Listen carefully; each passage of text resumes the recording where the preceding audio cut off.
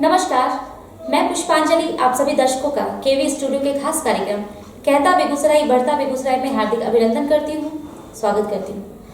आज हमारे साथ स्टूडियो में मौजूद हैं प्रभात रंजन सर, जो महात्मा गांधी उच्चतर माध्यमिक विद्यालय बीहट में बतौर विज्ञान शिक्षक कार्यरत है। तो आइए मिलते हैं प्रभात सर से और सुनते हैं इनकी कहानी, इनकी जुबानी। प्रभात सर, हमारे केवी स्टूडियो में आपका बहुत बहुत स्वागत। बहुत आपका भी धन्यवाद।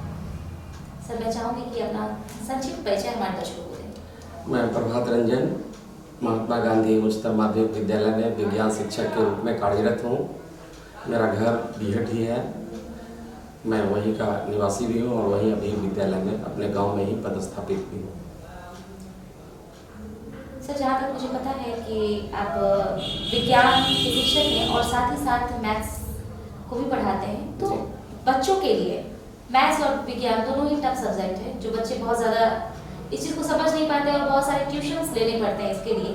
तो इसको सरल और रुचिकर बनाने के लिए क्या करना चाहिए?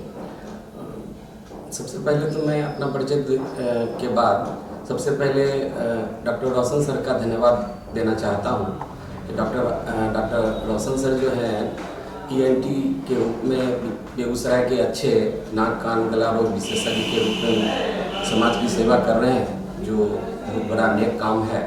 और उसके बाद उन्होंने ये केवी स्टूडियो की स्थापना की है, जिसके द्वारा भी सामाजिक जागृति फैल रही है और यहाँ पर बहुत सारे लोग आते हैं और उनका प्रसारण सोशल साइट पर इलेक्ट्रॉनिक मीडिया के माध्यम से होता है, जिससे बहुत सारे लोगों को प्रेरणा मिलती है और घर बैठे वो इनका लाभ प्राप्त करते हैं, जिससे उनमें बहुत सारी उत्थान के रूप में वे काम कर रहे हैं। तो इसके लिए मैं रोशन सर को तहे दिल से धन्यवाद देना चाहता हूं कि सर आप एक अच्छे बिहार के तो एक अच्छे डॉक्टर हैं ही, उसके साथ साथ जो ये आप इस इलेक्ट्रॉनिक मीडिया के माध्यम से जो काम कर रहे हैं, जिससे जो समाज में जागृति आ रही है, उसके लिए मैं आपको तहे दिल से पुनः एक बार धन्यवाद देता हूँ। अब मैं अब क्वेश्चन की तरफ बढ़ता हूँ कि कहना था मैडम का कि जो विज्ञान के शिक्षक के रूप में हैं, तो क्या हमारी क्या उपलब्धि है या क्या कर। तो जब मैं इस प्रोफेशन में आया तो मैं पहले से ही सेवा क्षेत्र को चयन करना चाहता हूँ। जैसे मैं डॉक्टर रोशन सर का इसलिए और ज़्यादा लाइक करता हूँ क्योंकि मैं भी पहले चाहता था कि चिकित्सा के क्षेत्र में जाऊँ, लेकिन मैं नहीं बन सका डॉक्टर। तो मैं दूसरा जो सेवा का क्षेत्र है शिक्षक के रूप में हूँ। और आज मैं यह मानता हूँ कि अगर कोई बच्चा जो है, अगर उसमें मैं अपने प्रयास से कुछ उसका उत्थान ला सकूं, उसमें कुछ बदलाव ला सकूं, अगर वह कोई भटका हुआ है उसको सही रास्ते पर ला सकूं, तो यह मैं अपने आप को बहुत बड़ी उपलब्धि मानता हूं। क्योंकि जब मैं समाज में देखता हूं तो बहुत सारे जो किशोरावस्था में लोग बच्चे जो आते हैं हमारे पास, तो मैं देखता हूं कि गलत रास्ते की ओर जा रहे हैं। तो मैं उनको उसमें कुछ चेंज लाने का, बदलाव लाने का प्रयास करता हूँ। और जब मैं उसमें कुछ कर पाता हूँ और वह जब कुछ कर लेता है आगे और समाज में अच्छे पद को प्राप्त कर लेता है, तो मुझे बहुत खुशी होती है। और यही मैं एक शिक्षक के रूप में अपनी उपलब्धि मानता हूँ। यह मैंने मेरे प्रयास से किसी को अगर कुछ प्राप्त हो जाए, तो यह मेरी सबसे बड़ी उपलब्धि है। एज ए विज्ञान के रूप में भी बच्चों में मैं शिक्षा के लिए रुचि जगाता हूँ, उसको प्रेरित करता हूँ, मोटिवेशन लाता हूँ, ताकि उनकी वास्तविक रूप में रुचि हो, वो सिर्फ किताबी ज्ञान पर ही केंद्रित न रहे, सही रूप में विज्ञान की रुचि जगाने के लिए प्रयास करता हूं। और अगर कुछ प्रयास थोड़ा सा भी होता है तो मैं अपने आप को बड़ा गौरवान्वित महसूस करता हूं। बहुत बड़ी बात की सर आपने। सर, मैं जानना चाहूँगी कि एक शिक्षक होने के नाते शिक्षण व्यवस्था की किन कमियों को आप देखते हैं? देखिए, कमियां तो हमेशा रही हैं, कमियों की तरफ मैं उतना ध्यान नहीं देता हूँ। मैं हमेशा जो सकारात्मक, जिससे कि कुछ न कुछ हो सके, मैं ये कमियों की तरफ उलझ के नहीं रहना चाहता हूँ। मैं ये प्रयास करता हूँ कि जो भी कुछ है उसमें ही बच्चे को क्या मिल सकता है, क्या हो सकता है, क्योंकि कमियों का कोई अंत है नहीं। और ये नहीं है कि हमको सब चीज़ मिल जाए तब भी हम ना कहें, क्योंकि इच्छाएं अनंत है। तो मैं उन पर ध्यान ना देते हुए जो भी है, जैसा भी है, जो सिस्टम चल रहा है, उस सिस्टम के अनुसार हम ज़्यादा से ज़्यादा बच्चे को लाभान्वित दे सके, यह इसके लिए मैं प्रयास करता हूँ। जी सर, मैं चाहूँगी कि अभी फरवरी में इंटर और मैट्रिक का बोर्ड एग्जाम है, तो जी कुछ टिप्स हमारे बच्चों को दें। जी। मैं एज ए शिक्षक के रूप में जो 9th-10th के बच्चे हैं जो बोर्ड के एग्ज़ाम के लिए मैं उनको तैयार करता हूं, और +2 के भी बच्चे जो हैं, खास करके जो बायोलॉजी के बच्चे हैं, उनके लिए भी मैं प्रयास करता हूं। तो मैं उन सारे बच्चों को जो आज अभी जो 1 फरवरी से जो 12th का एग्ज़ाम देने वाले हैं, साइंस के बच्चे या अन्य स्ट्रीम से भी जो भी बच्चे हैं, और 10th जो बोर्ड 17 फरवरी से होने वाला है, उन सब के लिए मैं कहना चाह रहा हूं कि अभी जो है आपके लिए सबसे आसान क्या है कि जो पोर्शन आपको अच्छा लगता है, जैसे मान लीजिए कि हम अगर साइंस में ही हम बात करें, तो अगर आपको जो पोर्शन अच्छा लगता है उस पोर्शन को आप बढ़िया से बढ़िया पढ़ लीजिए, क्योंकि पहले जिस पोर्शन से 2 क्वेश्चन आता था, अब 4 क्वेश्चन आएगा, और टोटल जो क्वेश्चन की संख्या है वो लगभग दुगनी कर दी गई है। जैसे मान लीजिए कि मैथ में 50 क्वेश्चन ऑब्जेक्टिव्स आते हैं, तो उसके 100 क्वेश्चन रहेंगे, उसमें 50 बनाना, और जो सेगमेंट आपका अच्छा है वो सेगमेंट से आप बना दीजिए। साइंस में भी वही बात है, अगर आपको ज़्यादा इंटरेस्ट बायो में है या फिजिक्स में है या केमिस्ट्री में है, उसको बहुत बढ़िया से तैयार कर लीजिए, क्योंकि आपने अगर उसको उस पोर्शन को ही तैयार कर लिया, या आप कोरोना काल जो वैश्विक महामारी है उसमें अगर आपको मौका ना मिल पाया, तो आप किसी एक पोर्शन को भी कम से कम तैयार कर लीजिए। तय मानिए कि आप बहुत अच्छे अंक से पास होइएगा, अच्छी डिग्री होगी, उसके बाद फिर आपको मौका मिलेगा तो और भी आप कर सकते हैं। आपको अच्छे नंबर लाने के लिए जो आपको चॉइस का है, जिसमें आपकी इंटरेस्ट है, उसको बढ़िया से तैयार कर लीजिए, आपकी सफलता निश्चित है। और जो +2 के बच्चे हैं उनके लिए भी सरकार ने क्या किया कि सिलेबस, जैसे आज कोरोना के कारण पढ़ाई बाधित हुआ, तो बाधित होने के कारण लोगों को लगा कि जो मेरा तो छूट जाएगा, तो सरकार ने क्या किया कि जो क्वेश्चन पहले जैसे जो 2 नंबर का क्वेश्चन जो आता था 12 को, अब उसको 24 को कर दिया। मतलब क्या है कि आपको सिलेबस घटाने की आवश्यकता नहीं है, जो जो पोर्शन है उसी से आप दे दीजिए, या आपने 1/3 पढ़ा 1/3 से दे दीजिए, तो आपको सफलता मिल जाएगा। एकदम परेशान होने की आवश्यकता नहीं है, क्योंकि आपके लिए सरकार सारी व्यवस्था कर दी है। और ये मान के चलिए कि आपको लगता होगा कि मेरा समय बर्बाद हो गया, नहीं पढ़ाई हुआ, तो अभी भी मौका है, अभी भी समय है। आप कुछ इतने समय में भी अगर जो पोर्शन आपसे अच्छा रुचिकर है उसको कर लीजिए, तो आपको अच्छा नंबर आ जाएगा। ऑब्जेक्टिव में भी आप कर सकते हैं, क्योंकि 50% हर में ऑब्जेक्टिव है, तो आप अच्छे नंबर से पास हो जाइए। सर, मैं ये जानना चाहूँगी कि एक छात्र के सर्वांगीण विकास के लिए एक शिक्षक का क्या प्रयास होना चाहिए? देखिए, एक शिक्षक जो होता है हमेशा एक ऐसा कह सकते हैं कि एक जैसे कुम्हार जो होता है, जिस तरह से एक मिट्टी को ला करके और एक पूरा मॉडिफाइड करता है, वही एक शिक्षक है। शिक्षक का मूल उद्देश्य ही है कि बच्चे के सर्वांगीण विकास पर हम ध्यान दें। अगर सर्वांगीण विकास हम करते हैं, क्योंकि सिर्फ ज्ञान से भी कुछ नहीं होने वाला है, अगर हम उसके खेल और उसके शारीरिक, मानसिक, बौद्धिक अगर सारा विकास करते हैं, अगर वो समाज में जाकर के अगर हम सब सर्वांगीण विकास करते हैं, उससे अगर वो उपलब्धि प्राप्त कर लेता है, क्योंकि आजकल क्षेत्र बहुत बड़ा हो गया है कि मान लीजिए अगर वह उसका मानसिक विकास हुआ, तो समाज में कहीं न कहीं वो अच्छा पद किसी भी क्षेत्र में प्राप्त कर लेगा, चाहे वो खेल का क्षेत्र हो, मनोरंजन का क्षेत्र हो, पत्रकारिता का क्षेत्र हो, तो वह निश्चित रूप से आगे बढ़ेगा।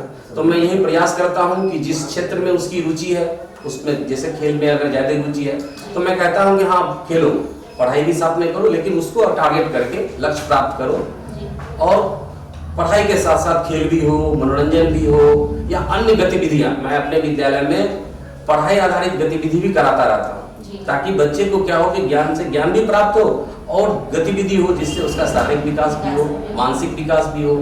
क्विज कराना, मैं हर चैप्टर के बाद ऑब्जेक्टिव क्विज कराता हूँ, साइंस क्विज, मैथ क्विज, ताकि उसका मानसिक विकास हो, उसके सोचने की क्षमता विकास हो, कहीं वो खाली रट के आंसर ना दे दे। तो इसके लिए मैं प्रयास रहता हूँ कि हमेशा फोकस रहता है कि सब चीज का विकास हो, सिर्फ ज्ञान पे ही केंद्रित ना रहे, उनका मानसिक विकास हो, शारीरिक, बौद्धिक, हर फील्ड में वो आगे बढ़े, यह मैं प्रयास करता हूँ। और अगर थोड़ा सा भी इसमें अगर मैं कर पाता हूँ, तो मैं अपना उपलब्धि मानता हूँ। बहुत अच्छी बात है सर। सर, अभी एग्जाम आने वाला है सर, देखा गया है कि एग्जाम के टाइम पेरेंट्स बच्चों पर पढ़ने का बहुत दबाव डालते हैं, पढ़ना है पढ़ना है पढ़ना है। इस पर आप क्या कहना चाहेंगे? मैं ये कहना चाहता हूँ कि अभिभावकों को या अन्य शिक्षकों को कि आप पढ़ाई को एक फोबिया की तरह ना लें। देखिए, उसको रिलैक्स मूड में उनको करने दीजिए। बच्चा चूंकि उस किशोरावस्था में है, अगर आप ज्यादा फोकस डालिएगा तो वो टूट सकता है, डाइवर्ट हो सकता है, गलत रास्तों में जा सकता है। तो मतलब उस पर एक ऐसा प्रेशर ना डालें कि हमेशा पढ़ना है, पढ़ना पढ़ना, उसको करने दीजिए। आप खाली वाच कीजिए कि गलत रास्ते तो नहीं जा रहा है, खाली ये देखना और उसको करने दीजिए, वो कर लीजिए, कर लेगा। या हर माँ बाप को ये विश्वास रखिए कि आपका बच्चा करेगा। इसलिए अति प्रेशर ना डालें, अति उत्साहित ना हो कि हमेशा पढ़े पढ़े, जिससे उसमें निगेटिविटी आ जाएगी और उसको लगेगा कि ये बोझ जैसा है। तो मैं हमें माता पिता को अपील करता हूं कि आपके बच्चे जो परीक्षा देने के लिए अभी जाएंगे, उन पर एकदम उनको रिलैक्स छोड़ दीजिए, टेंशन से मुक्त कर दीजिए। आपका बच्चा निश्चित रूप से सफलता प्राप्त करेगा, उन पर विश्वास कीजिए और एकदम प्रेशर ना डालें, निश्चित रूप से सफल होगा। जी सर, ये जानना चाहूँगी कि एग्जाम के टाइम, परीक्षा के टाइम जो छात्र हैं उनकी तैयारी के लिए कैसी रणनीति होनी चाहिए? हाँ, तो मैं बच्चों को कहना चाहता हूँ कि तैयारी के लिए आप समय तय कर लें और जिस समय में, जैसे मैं बच्चे को शाम में भी मैं कहता हूँ कि देखो शाम हो गया है, अब स्वाध्याय के लिए आ जाओ। मैं अगल बगल के बच्चों में निःशुल्क शिक्षा देता हूँ और उन बच्चों को भी कहता हूँ मेरा घर आपके लिए खुला हुआ है, आप आइए, लेकिन शर्त यही है कि आप उस पर फोकस कीजिए, तभी आपका कुछ हो सकता है। कुछ बच्चे क्या होते हैं कि आए और अपना खेलकूद के समय 2 घंटा पर, तब कहते नहीं मेरे लिए आपके लिए यहाँ दरवाजा नहीं खुला हुआ है। मैं उनके लिए सब कुछ करने के लिए तैयार हूँ जो ईमानदारी पूर्वक काम करेंगे। तो वैसे बच्चे अभी भी समय है, शाम में एकदम सब काम छोड़ के एकदम लग के 2 घंटा पढ़ना है तो नियमित रूप में, ये नहीं कि पढ़ने के लिए बैठे तो मोबाइल से मित्रों से बात कर रहे हैं या बगल में बैठा उसको क्या कर रहे हैं, घंटा 2 घंटा व्यतीत कर दिए चले गए। नहीं, आप 2 घंटा ईमानदारी पूर्वक रोज पढ़िए, आपको अच्छी सफलता मिलेगी। सिर्फ ये बोर्ड एग्जाम तो छोड़िए, आगे आने वाला जो कॉम्पिटिटिव एग्जाम है उसमें भी आपको सफलता मिलेगा और सफलता आपके कदम आएगा। आप स्वाध्याय की आदत डालिए, आप ईमानदारी पूर्वक पढ़िए, सफलता मिलेगा, जरूर मिलेगा। बहुत सही बात कही आपने सर। सर, जहाँ तक मुझे पता है कि आप एक सामाजिक कार्यकर्ता भी हैं, जी, तो जी। सामाजिक कार्यकर्ता होने के नाते समाज की मूल रूप से किन किन कमियों को देखते हैं और उन कमियों को किस प्रकार दूर करते हैं? जैसे मैं सामाजिक कार्यकर्ता हूँ तो मेरा फोकस जो रहता है कि समाज में जो बच्चे हैं, क्योंकि मैं शिक्षा से जुड़ा हुआ हूँ, तो मैं समाज के वैसे बच्चे जिनको किसी तरह का अभाव है, या मैं तो कहता हूँ शिक्षा तो निःशुल्क तो है ही, अगर मैं कहता हूँ कि अगर आपको फॉर्म भरने के लिए या किताब कॉपी खरीदने के लिए भी अगर आवश्यकता हो तो मुझसे ले लो। मैं अभी मेरे 10th में कुछ बच्चे जो है पॉलिटेक्निक निकाल लिए, वो इतने गरीब 5 बच्चे निकाले, इतने गरीब हैं कि उनको कॉलेज का फीस देने के लिए नहीं, मैंने कहा कि तुम करो, मैं वो दूंगा। तो वैसे बच्चे के लिए मैं हमेशा प्रयासरत रहता हूं कि आप काम कीजिए, आप ईमानदारी पूर्वक काम कीजिएगा, देने वाला मुझ जैसा ढेर मिल जाएगा, ये तय है।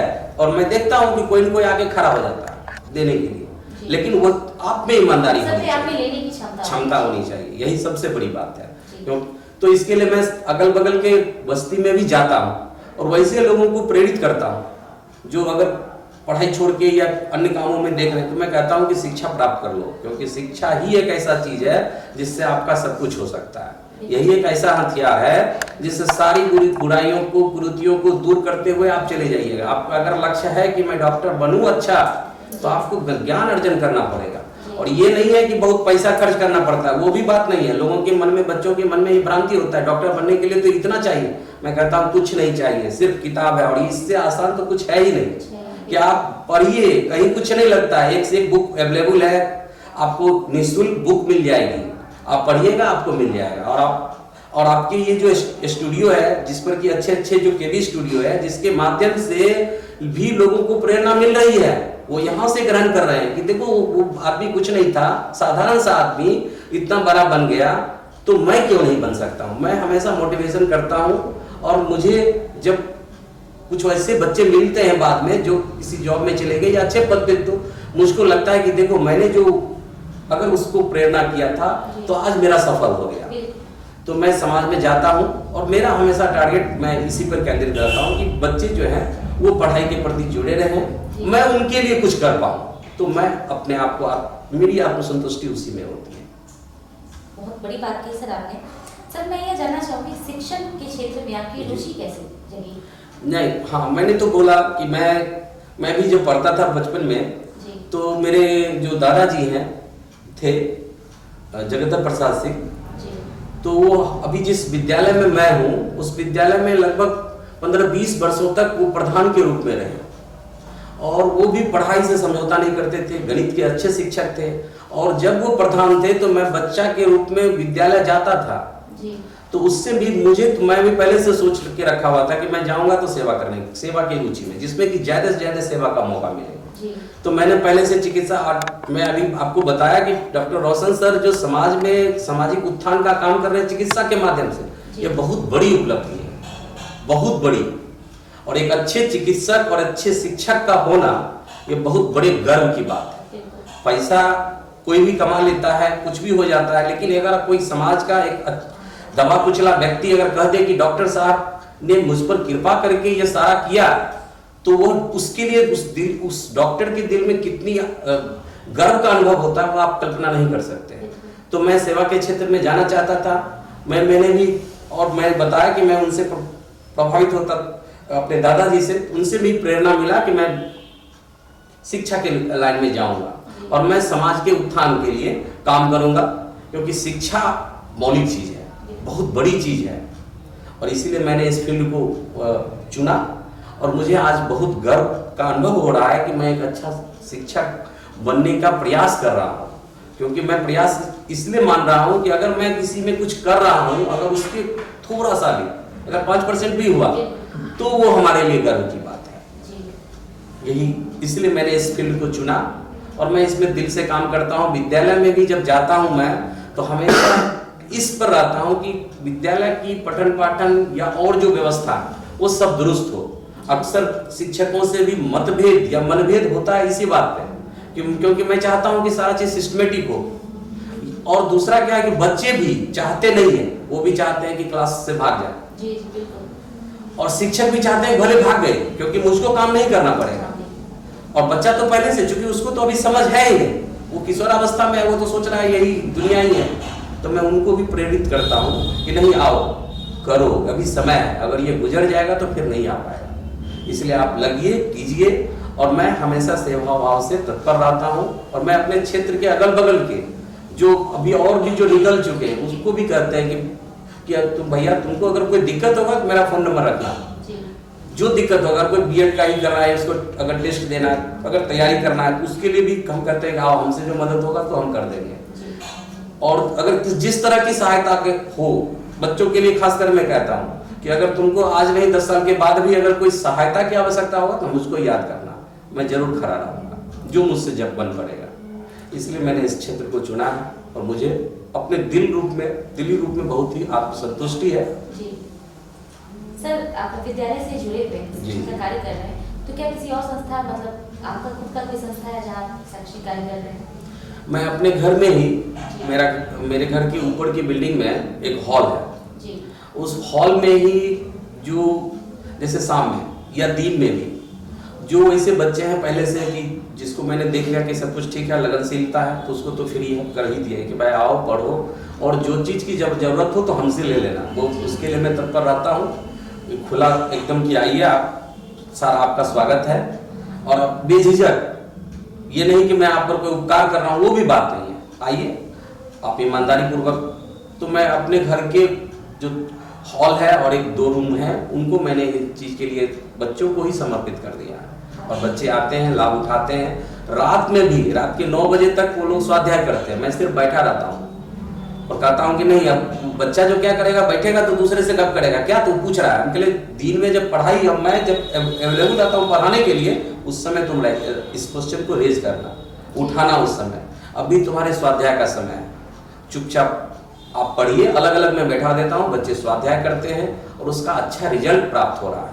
अच्छी सफलता प्राप्त कर रहे हैं बच्चे, और हर फील्ड में आगे जा रहे हैं, और वो मुझको बहुत अच्छा लगता है। सर, डॉक्टर रोशन सर के द्वारा संचालित केवी स्टूडियो है, जो एक प्लेटफॉर्म दिया गया है, तो इस बारे में आप क्या कहना चाहेंगे? ये जो केवी स्टूडियो है, मैं तो पहले एक सबसे इंट्रोडक्शन में मैंने बोला कि जो चिकित्सा का क्षेत्र है, जिससे वो समाज की सेवा तो कर ही रहे हैं, आज के समय का यह जो सोशल साइट का नेटवर्क जो है, या जो केवी स्टूडियो के माध्यम से जो लोग हैं, जो लोगों की जनभावना जो यहाँ आते हैं, या जो लोगों को अच्छी अच्छी जानकारियाँ प्राप्त होती है, उससे भी सामाजिक बदलाव आता है, उससे भी चेतना आता है। तो मैं इसके लिए उनको बार बार बधाई देता हूँ कि आपने इसको स्थापित किया। इससे भी सामाजिक चेतना हो रही है, जागृति हो रही है, लोग लाभान्वित हो रहे हैं घर बैठे। वो आप कल्पना नहीं कीजिएगा कि यहाँ से बैठा हुआ, यहाँ जो अगर मान लीजिए बीपी स्कूल के जो प्रधान है, या राजेंद्र नारायण जो विज्ञान के शिक्षक थे, या जो सुरेश बाबू थे, उन सब से कितने लोग बैठे बैठे घर से प्रेरित हो जाते हैं। और वह उपलब्धि रोशन सर को जाती है कि चिकित्सा के क्षेत्र में तो वो सेवा कर ही रहे हैं, इनके माध्यम से भी सामाजिक सेवा हो रही है, और जो हर किसी के लिए संभव नहीं है। और वो जज्बा, वो सब कुछ रोशन सर में है, और ये समाज में एक बदलाव को लाएगा, समाज में परिवर्तन लाएगा, और यह समाज ऋणी रहेगा डॉक्टर रोशन सर के लिए। उन्होंने ये केवी स्टूडियो स्थापित किया और जन जन तक फैलाया। मुझ जैसा एक आम शिक्षक भी आकर के अपनी भावना को व्यक्त कर रहा है, तो यह केवी स्टूडियो की बहुत बड़ी उपलब्धि है। बहुत बड़ी बात कही आपने। बहुत बहुत बहुत आभार सर, अपना बहुमूल्य समय देने के लिए बहुत बहुत धन्यवाद। Thank you.